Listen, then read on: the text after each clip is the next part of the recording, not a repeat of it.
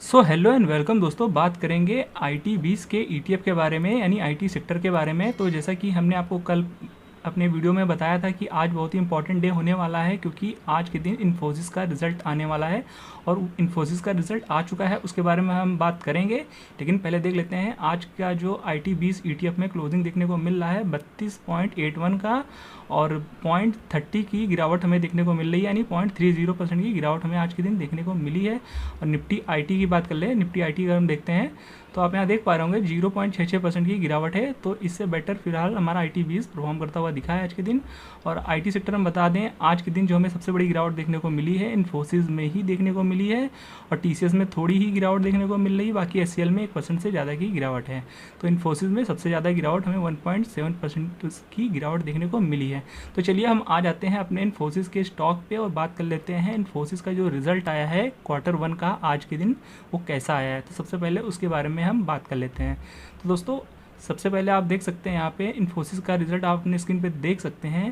PAT यानी profit after tax में 11% की तेज़ी देखने को मिली है, पे जो कि 5,945 करोड़ का हमें देखने को मिल रहा है, जो कि एक्सपेक्टेशन से कम है। एक्सपेक्टेशन किया गया था 6,150 करोड़ के आसपास का, बट यहाँ पे आप देख सकते हैं लगभग 200 करोड़ कम आता हुआ देखने को मिल रहा है। तो जैसा कि आपको पता होगा, किसी भी क्वार्टरली रिजल्ट में जो सबसे इंपॉर्टेंट रोल प्ले करता है वो प्रॉफिट का होता है। वो प्रॉफिट यहाँ पे एक्सपेक्टेशन से कम देखने को मिल रहा है। हालांकि 11% की ग्रोथ है, पर एक्सपेक्टेशन क्या थी वो मैटर करता है, वहाँ से हमें कम देखने को मिल रहा है।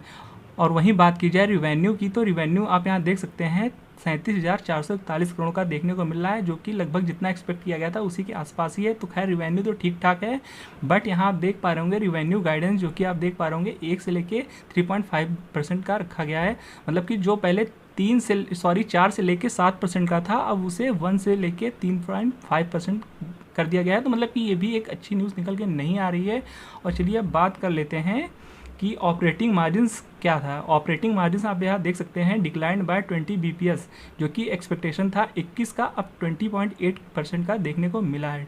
तो यहाँ भी हमें गिरावट देखने को मिल रही है। तो कुल मिला के ये रहा है इन्फोसिस का रिजल्ट। तो कहने का मतलब है कि फिलहाल अगर ऊपरी तौर पे देखेंगे तो इन्फोसिस का रिजल्ट तो फिलहाल निराश करने वाला देखने को मिल रहा है, क्योंकि मेन प्रॉफिट होता है, प्रॉफिट में भी गिरावट है, और रिवेन्यू तो जैसा लगभग एक्सपेक्टेशन था वैसा ही है, और यहाँ पे आप रिवेन्यू गाइडेंस में भी गिरावट है। और आप बात कर लें यहाँ ऑपरेटिंग मार्जिन्स की, तो वहाँ भी हमें कुछ परसेंट की गिरावट देखने को मिल रही है। तो कहने का मतलब है कि फ़िलहाल रिज़ल्ट उतना अच्छा देखने को नहीं मिल रहा है जितना मार्केट को एक्सपेक्टेशन थी इन्फोसिस के रिज़ल्ट से।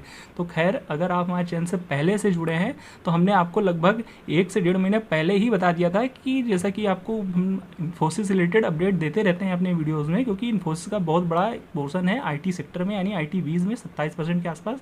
तो इन्फोसिस को लेके हमने कहा था कि इन्फोसिस को लेके कई सारी डील्स कैंसिल हो रही हैं, और वैसे ही हमें देखने को मिला है इस बार, क्योंकि परफॉर्मेंस उतनी अच्छी रही नहीं इन्फोसिस में, और उस वजह से कई सारी डील्स भी कैंसिल हुई, और इस वजह से आज हमें जो रिजल्ट देखने को मिल रहा है उतना अच्छा नहीं देखने को मिल रहा है। तो इन सब में जो एक अगर कह सकते हैं पॉजिटिव न्यूज़ है तो ये देख सकते हैं, ये कह सकते हैं कि जो इस बार आईटी सेक्टर है ना, वो रिज़ल्ट पे रिस्पांस नहीं दे रहा है। क्योंकि दोस्तों इससे पहले भी आईटी सेक्टर में जितने भी रिज़ल्ट आए हैं, चाहे वो फिर टीसीएस के हों, एचसीएल का भी बहुत ही मतलब कह सकते हैं अच्छा रिजल्ट नहीं आया था, विप्रो का तो बिल्कुल भी अच्छा रिजल्ट नहीं था, एलटीआई माइंट्री का भी रिजल्ट अच्छा नहीं था, पर ये सभी स्टॉक ने रिजल्ट के ऊपर रिस्पॉन्स नहीं दिया है। ओवर द टाइम ये सब स्टॉक ऊपर ही हैं उस डेट से जिस डेट इनका रिजल्ट आया था।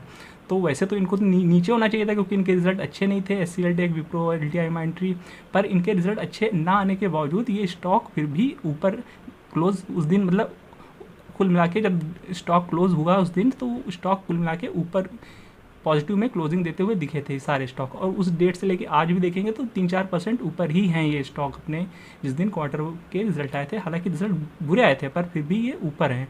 तो कहने का मतलब इस बार जो आईटी सेक्टर का जो रिज़ल्ट है वो मतलब कि उनके स्टॉक प्राइस में देखने को नहीं मिल रहा है, तो ये अच्छी बात है। तो इन्फोसिस का जैसे कह सकते हैं रिजल्ट उतना अच्छा नहीं आया, तो मे भी इसमें इसका इम्पैक्ट उतना ख़राब देखने को ना मिले इनके स्टॉक प्राइस पे। फिलहाल पिछली बार तो 10% तक ही करेक्ट हो गया था जिस दिन इसका रिजल्ट आया था Q4 का, पर मे भी जैसा कि इस बार हमने कहा कि इस बार आईटी सेक्टर अपने रिजल्ट पे रिस्पॉन्स नहीं दे रहा है, तो ये एक अच्छी खबर हो सकती है। शायद इसका जो कल हमें जो इम्पैक्ट देखने को मिलेगा Q1 के रिजल्ट का, तो शायद उतना देखने को ना मिले इन्फोसिस के शेयर में। तो यही एक पॉजिटिव न्यूज़ निकल के आ रही है। खैर, अगर आप स्विंग ट्रेडर हैं तो हमने पहले भी आपसे कहा था कि आईटी सेक्टर में अभी आपको बहुत बड़ी ग्रोथ एक शॉर्ट टर्म में देखने को नहीं मिलेगी, आपको छोटे छोटे टारगेट रखने चाहिए। ये हमने स्विंग ट्रेडर्स के लिए बोला था और हमने कहा था प्रॉफिट बुक करते हुए चलिए। और हमने लॉन्ग टर्म निवेशक के लिए तो कहा है कि आप बने रह सकते हैं, बहुत ही अच्छे प्राइस पे अब भी है। अब भी अगर देखने जाएंगे तो अपने ऑल टाइम हाई से 23-24% नीचे ही है। तो ये लॉन्ग टर्म में आपको रिजल्ट देगा ही देगा, जैसा कि हमने आपको कल की वीडियो में भी ये चीज़ बताई थी। अगर इसे आप लॉन्ग टर्म के चार्ट में देखेंगे 5 साल या 3 साल के ईयर में, तो देखिए दोस्तों, इसका निफ्टी आईटी जो आईटी सेक्टर है, इसका हाई जो है वो 38,600 के ऊपर का है और अभी चल रहा है 31,000, यानी अभी भी 23-24% नीचे है अपने ऑल टाइम हाई से। और यहाँ से अगर अपना ऑल टाइम हाई लगाएगा, भले ही ये करने में उसे 1 साल लग जाए या 1.5 साल भी लग जाए आने वाले टाइम में, पर जब ये यहाँ से अपना ऑल टाइम हाई टच करेगा तो यहाँ से आपको 25 से 30% रिटर्न देखने को मिलेंगे। तो इस बात का आपको ध्यान रखने वाली बात है। इसीलिए अगर आप स्विंग ट्रेडर हैं तो हमने पहले ही कहा था टारगेट छोटे छोटे रखिए और प्रॉफिट बुक करते हुए चलिए। इन केस कभी गिरावट आई तो आप फिर से उसे री इन्वेस्ट कर पाएंगे। और बाकी लॉन्ग टर्म निवेशक को तो कोई प्रॉब्लम ही नहीं होनी चाहिए, उन्हें बस होल्ड करना है। और बहुत बड़ी गिरावट आती है तो अगर आप चाहें थोड़ा बहुत ऐड करना चाहें तो ऐड भी कर सकते हैं। तो दोस्तों, ये था अपडेट। आई होप दोस्तों इन्फॉर्मेशन आपको अच्छी लगी होगी। अगर वीडियो पसंद आया तो वीडियो को लाइक और चैनल को सब्सक्राइब करना बिल्कुल मत भूलिएगा। मिलते हैं नेक्स्ट वीडियो में, तब तक के लिए keep learning and be discipline.